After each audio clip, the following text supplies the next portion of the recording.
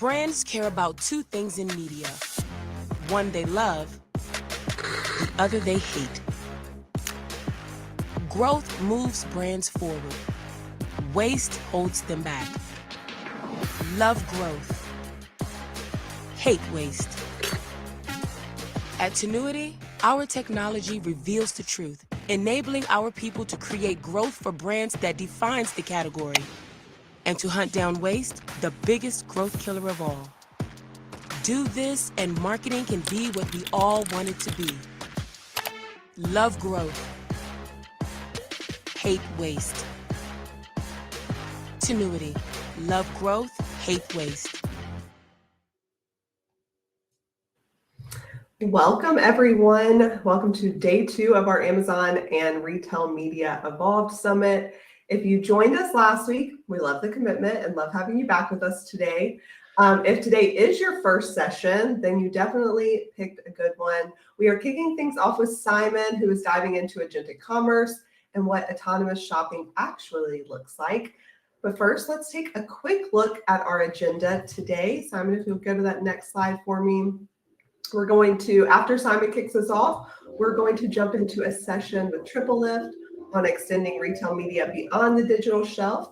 Then we will hear from Walmart Connect on moving from beta to true brand building. And then we're going to close out the day, bring it all together with a panel on the convergence of social, retail, and operations. And we are going to have some breaks throughout. Make sure you stick with us. Lots of good insights to share and strategies for us to share with you all. Few housekeeping notes before we jump in. Recording and slides are going to be shared to your inbox tomorrow, so keep an eye out for those. Feel free to share them with your colleagues or go back and watch anything that you missed. If you do happen to log off anytime today, you can log back on using the same link that's in your calendar hold and the one that is in your email. If you check out our handouts tab in the right-hand corner, you will see some of our recently released reports. Lots of good insights for you to download there. And then also, please use the chat. Let us know where you're tuning in from. Right now, I see people from California, Arkansas, Iowa, Brazil, Arizona. Thank you all for joining. Use that chat, ask questions, just join in on conversations. We are here because of the audience today, so engage with us. It helps make this more fun. And then my name is Catherine. I am the Marketing Program Manager at Tinuiti. I'm going to be your host today. A little bit about Tinuiti before we get started. Tinuiti is the largest independent full funnel marketing agency in the US. Across the media that matters most, we are built for digital forward brands that want to scale with precision. We operate across commerce, search, social, streaming, TV, and creative, backed by proprietary and patent tech and a measurement first mindset that cuts waste and drives meaningful growth. And without further ado, I'm going to hand it over to Simon.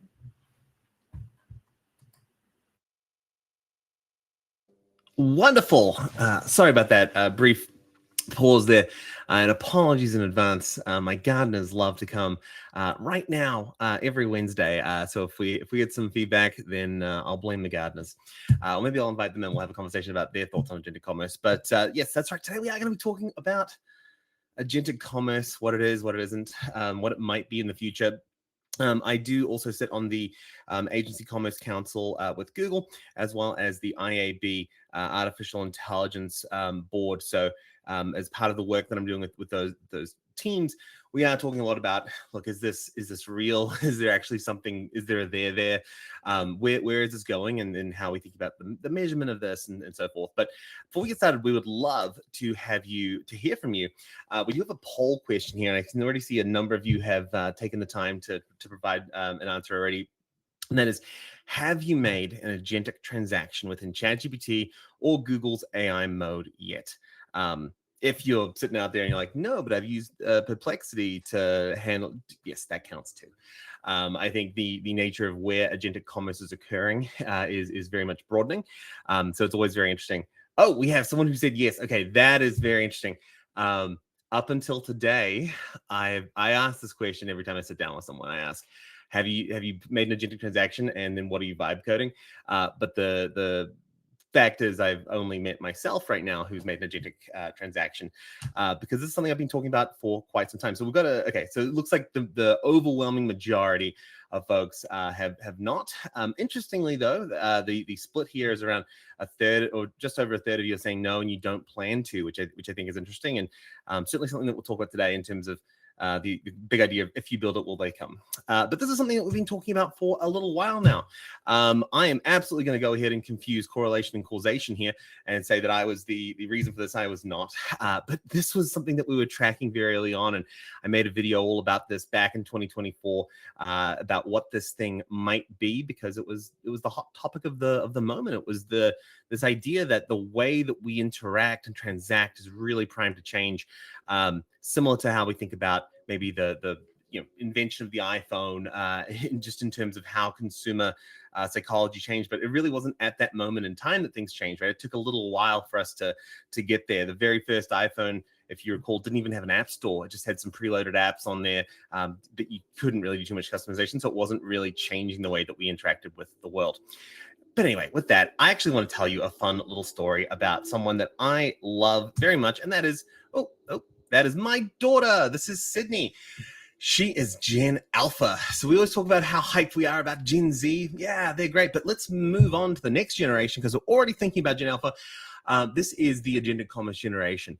She loves Peppa Pig and Lego, but really does not like loud noises or traditional commerce. So she's all in. And so I sat down with Sydney and I said, Sydney, I want to buy you some Lego. What do you think? She said, yeah, let's do it. You can see she got some Lego there. So we went into ChatGPT and I said, I want to buy a cool Lego set under $10. And it gave me this screen. And you may have gone this far as well on your own little journeys. It's not necessarily that intuitive. So I said immediately, cool, well, I want to buy it in this chat, being very, very clear. No, I want to buy it here. Agentic Commerce, really trying to sell it out, make sure that it knows exactly what I'm trying to do, because it wasn't clear. And then when you click through on the various products, you'll see different results. They'll have Lego.com doesn't. You can visit even some of the ones on Walmart don't actually have the buy button beside them. But once I found the buy button for this lovely little turtle, I clicked on that, then went through this step, went through the checkout process, and actually made that transaction in chat, all in 6 easy steps. And it only took me 10 minutes. That's not true. It was a little quicker than that. But if you know KB Lamb on TikTok, he's always famous for going out there and showing ridiculously complex ways to do things that someone has come up with, and then doing it the most simple way. And I think in this scenario, what is the point? Why did I have to go through all those hoops? It didn't actually make my life any easier. But I think the example that I gave maybe is a bit of a red herring, because that isn't a great use of agentic commerce. It was really the novelty of the fact that I wanted to make sure I've gone through this moment. And I think one of the big questions that I've been trying to reckon with was that agentic commerce? Broadly speaking, yes. But I think the definitions of what agentic commerce are really what are key to the discussion at this moment in time. Oftentimes I'll hear folks that are just disagreeing on, is agentic commerce real? Is this going to be a thing? And more often than not, what it comes down to is that they have different definitions of what they believe agentic commerce to be. Right? We saw the big land grab from OpenAI when they came out and said, we're doing agentic commerce. And you look at it and you're like, that is a payment protocol strapped onto an LLM. That is not agentic commerce. But to some folks, they define it that way and they say, this is not a thing. And then others look at it and go, actually, I just think comparison shopping is agentic commerce. And so this really grounds us in this idea that agentic commerce is spectral. It does go all the way from comparison shopping, which the majority of individuals are doing. It's interesting. We did a survey a little while back, and I think we'll have some results shortly on that. But one of the things that we found was that when we asked folks if you're using AI for holiday shopping, the number of folks who said no, and it's funny to me that many folks said no, because if you look at if you look at going to do any search in Google, you'll get an AI overview in there, and technically you are now using AI in that moment. I don't think there is this binary: is there AI in this environment or not? Is this agentic commerce or not? It really is anywhere that there is AI assistance that is happening will be on the far end of the spectrum, and then on the other end of the spectrum. And the spectrum, by the way, here is denoted by agentic difference. That is the degree of agency that you provide to an agent. So comparison shopping is very simple because I just say, help me compare these things. I still get to make all the decisions here. Buying for me, especially when you have some kind of rule-based approach, then that's a little bit more, you're giving them a little bit more autonomy. You're not quite giving them your whole credit card, but you're like, I want this product and I want it at this price. When it gets there, buy it for me. Or there's this idea of the full agentic transaction. And this is, I think, that almost mythical state where folks will go, I'm planning a party for 25 people this week. Here's my credit card. I don't think that we get there anytime soon. I think that even if the technology exists, there's still this massive, will they come? And we're going to talk through some of the use cases and scenarios today about what would make sense. And of course, this is the survey that I just referenced, where we did see nearly 50% of individuals would trust an AI assistant or chatbot to recommend them products. Now, that may even be a little bit low. And then 20% would actually handle the transaction through there. On one hand, this is, maybe I don't know if this will move at all because there's just a lot of trust that is required in this moment in time.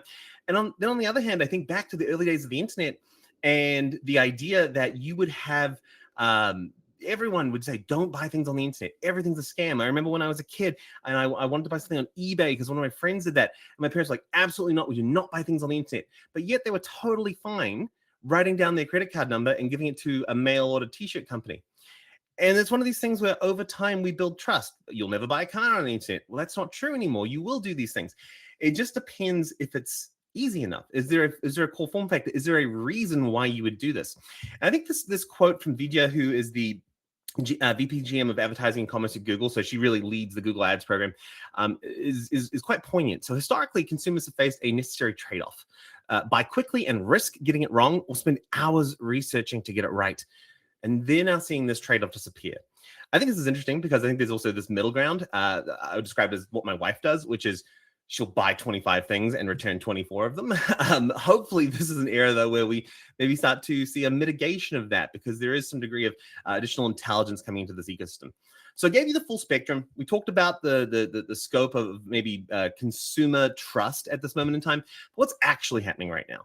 I think it's these three pieces. So this is actually really quite constrained to that far left side of the spectrum, very low deference.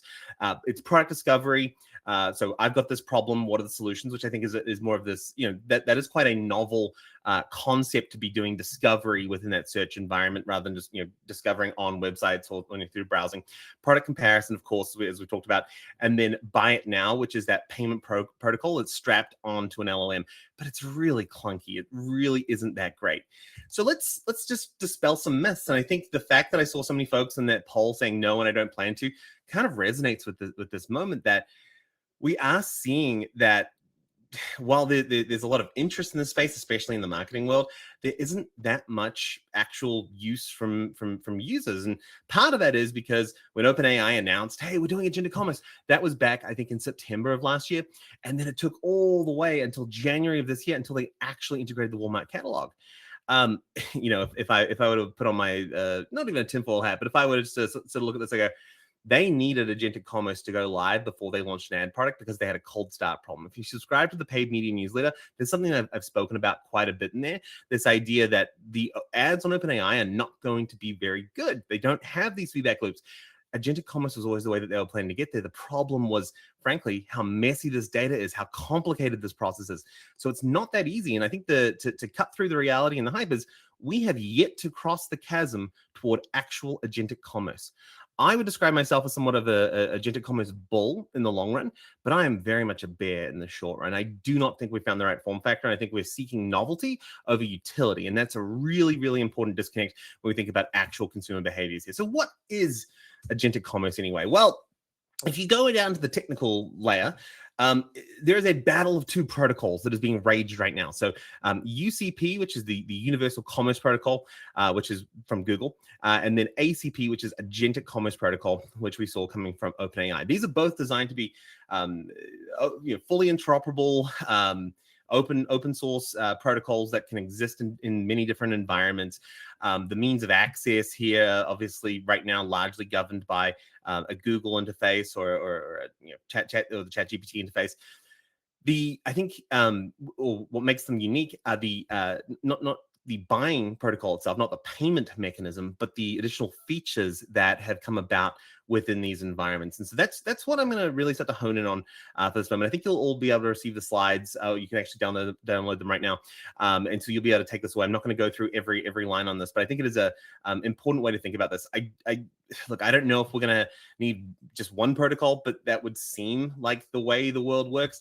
In addition to the protocol wars, we've also got the agentic browser wars that are happening right now simultaneously. So there's a lot of these scenarios where there are two opposing worldviews on how the structure and infrastructure will work. And this is largely at the moment a technology problem. So the first thing that we'll talk about, of course, is comparison shopping. This is fairly basic. I think this is an extension of existing consumer behavior where the AI tools are able to compare products across a variety of features. The more that we see personalized experiences here, the more the comparison shopping is going to be better tailored to the individual. I think there's a really interesting piece of this associated with brand preference. When we think about the nature of LLM influence in this world, you hear a lot about AI SEO or GEO and the way these things operate. But then you see in Gemini, it says, include personal intelligence. And what it's doing is it's bringing in information from your Gmail account, your Google Docs, of course, other conversations that you've had with it. In fact, in one particular conversation I had with ChatGPT, I took a picture of my kid's toy room and I said, make this, well, it was a man cave at the time. We moved into a house. And I said, make this man cave a kid's toy room. And it did it. And it showed me the picture. And I said, great, this looks great. And I said, would you like me to source this from Ashley Furniture? And I thought, why Ashley Furniture? And it was because I'd asked 6 months ago about a different project I was using when I had some beds from Ashley Furniture I wanted to put in our guest room. And that was a really interesting moment that there was a comparison bias toward Ashley Furniture. They weren't even giving me other options at the time. But I think that is what we're starting to see in this environment, is the importance of branding preceding the nature of what will even be shown in comparison shopping. Additionally, this is within the UCP scope, we have conditional transactions. And I think this is a really interesting piece from Google. The idea is pretty simple. Is that if you find a product that you like and it's, say, I don't know, $80, and you go, I wouldn't pay $80 for that, but in your mind you've got a number, you're like, I would pay $70 for those shoes. Well, put some price tracking in there. If you want to see it go down to $70, you can put that in there, and then you can have a buy for me option where they will now email you, and you can click on the link to make that transaction. I think we will see over time Google is going to make this more of an automated process where it will, maybe you will buy it if it hits that price within the next 30 days, for example, so a time-constrained approach. But we may also see, and I think this is where it starts to get very interesting, what Google is developing with this is essentially a large database of intent. And they will have, say, let's say there's 1,000 people who would buy this product if it was discounted by 10%. That's really valuable information. If they can start to expose that to the advertisers, you've already gone through the process of advertising to get someone to find your product to get to this point. That may actually unlock some really interesting doors for us as we think about essentially moving some levers around to increase the number of transactions that are likely to occur.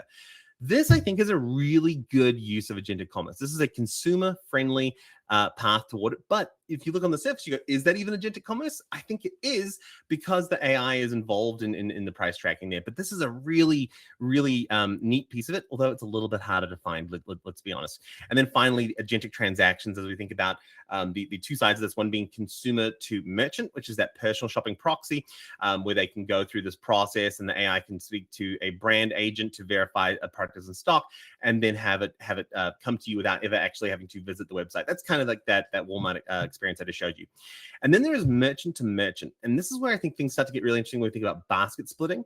And by the way, this is all in the protocol standards. So it doesn't exist right now because agents are not able to broker deals with other agents. In fact, agents can't even talk to other agents in that environment. I think the closest we get right now is I've been calling it agentic lead gen, which is essentially when you go into the Google SERP, you can see the local business pack, and you can say, if you type in plumber, and it will say, would you like me to get some quotes? And you can click a button and it will call 10 plumbers for you. Some of those plumbers are now using AI agents on their side to respond, and you can start to get quotes in that capacity. Maybe that is how we see this evolve in terms of product sourcing. Who knows though? It's still very, very early days. But this is an example of what we saw with Universal Commerce Protocol within AI mode itself. So it's now there. So this is an example with Wayfair that you could just see the buy button as well as then being able to transact right there and then. And one thing I think that it's particularly important to note about this is the use of Google Pay, and that being something that Google has talked about really needing to enable on your websites as well. In addition to that, and I think this is a particularly interesting one, this is a slide here where I've created a GIF where this is, I just searched for Lowe's, and on this page right here, you can actually scroll down to the section and there's a native LLM inside, is a chatbot inside the SERP. You wouldn't know this. It is so well hidden. Look how far down I had to scroll. And then right there, I find the chatbot. And this is one that's just trained just on Lowe's products, which is maybe helpful. Or maybe not, because we're now sort of complicating that user journey a little bit more. They could be in an agentic browser. So they might have a companion AI agent. Then they've got AI mode here. Then they've got this right here. My wife just sent me a text yesterday and said, hey, I just used ChatGPT for the first time. That's where we're at. That's where the average consumer is at. I don't think they're at this point in time.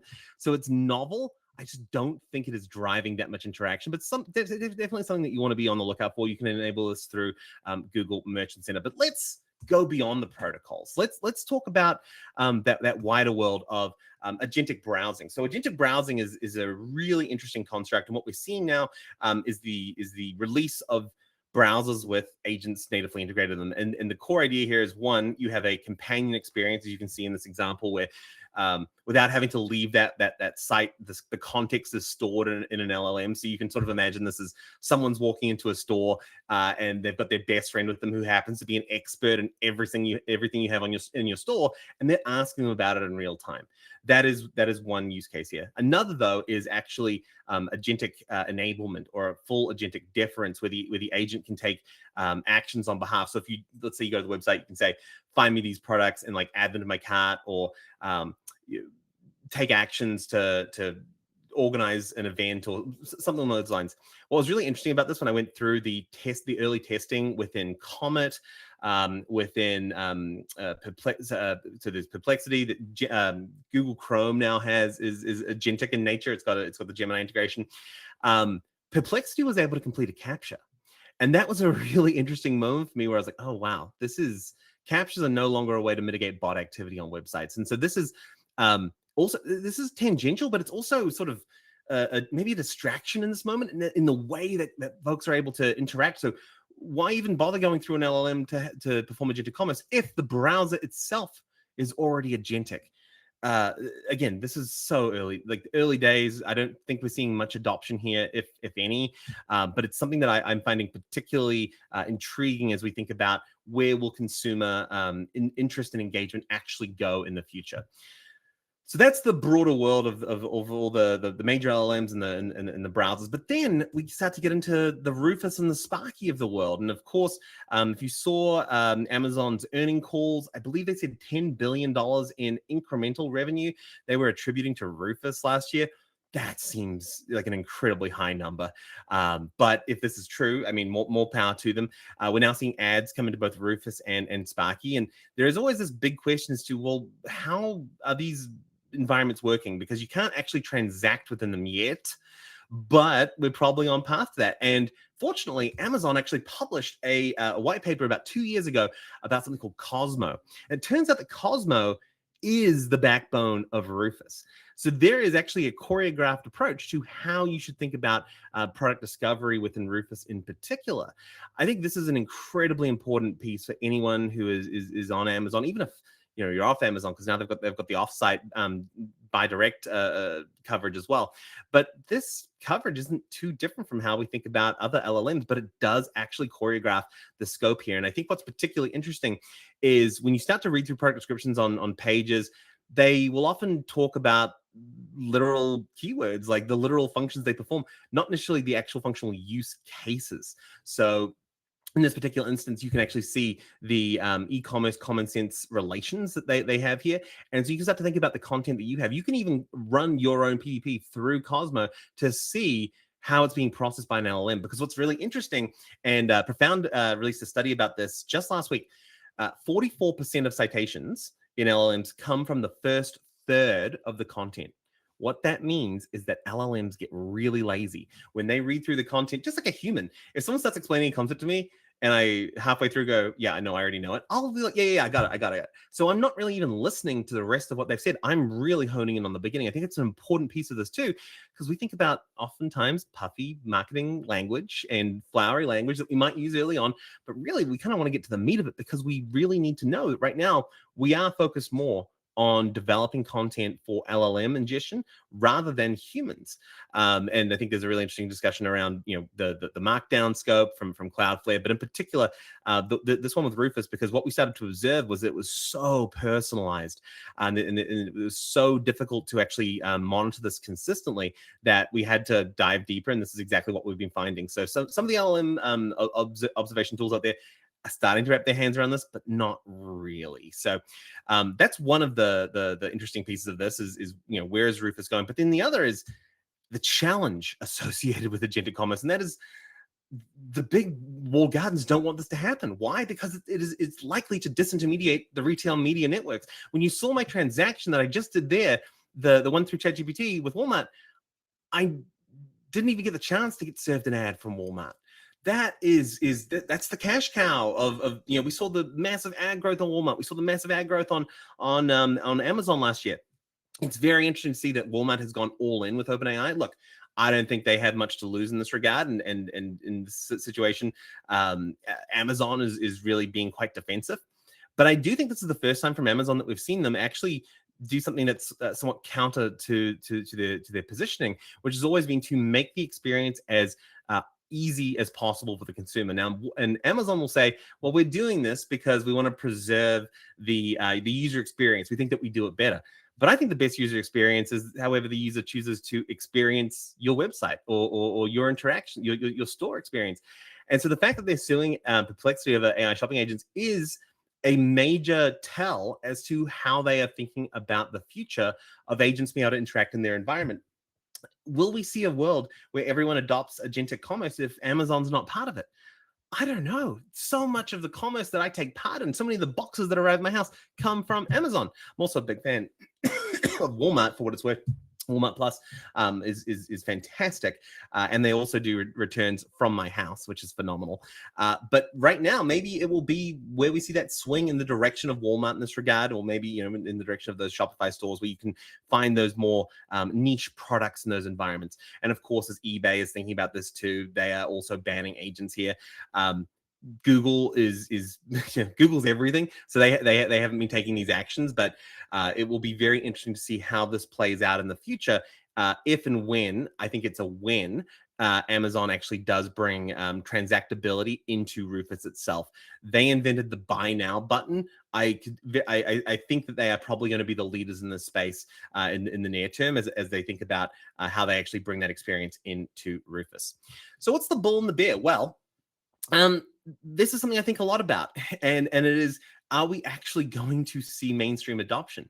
Yes, there is a world where in this bull case that we will see a decline in research fatigue, because let's face it, it is quite frustrating when you're trying to find a product. You've got all these tabs and all these different windows, and it just gets a little overwhelming. I don't love that, but I also do love the idea of autonomy and freedom when I'm searching. I think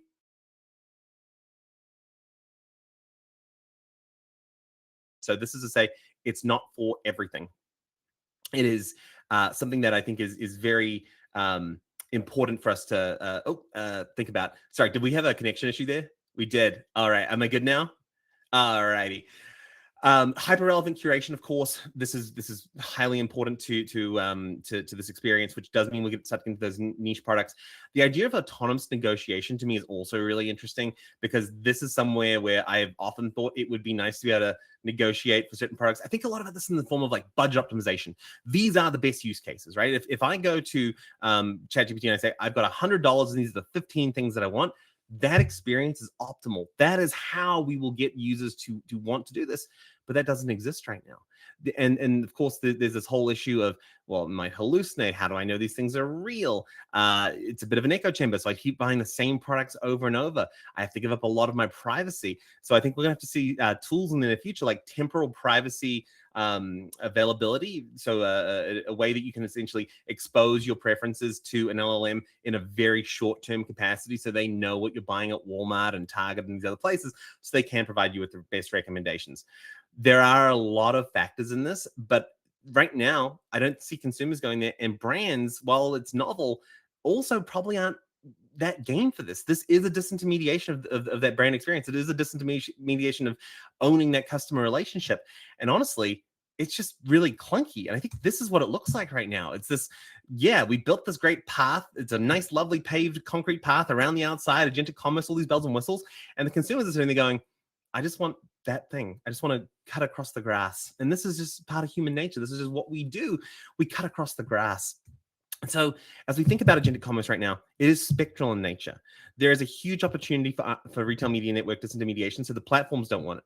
The advertisers want it? Maybe, not really. If it brings incremental transactions, of course. But in a world where you lose that relationship with the consumer, this really does complicate things. And then, of course, the consumer. Until the features actually meet the consumer where they are, I don't see this taking off. So this was my bull and bear case. And right now, I'm more of a bear than I am a bull as we think about the future of agentic commerce. With that, let's see if there's anything in the chat or any questions. Happy to dive in.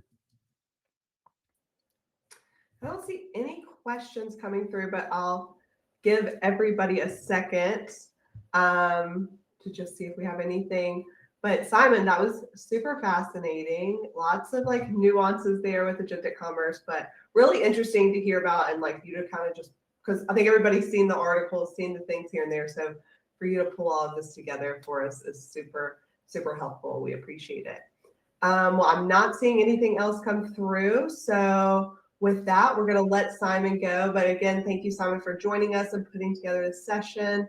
To our audience, we do have 3 more sessions today. So we're going to take just a couple of minutes to take a break. So maybe like 3 minutes, and then we'll come back here with our next session. I'll just get everything pulled up. Thanks, everybody. Thanks all. Don't go anywhere. Bye, Simon.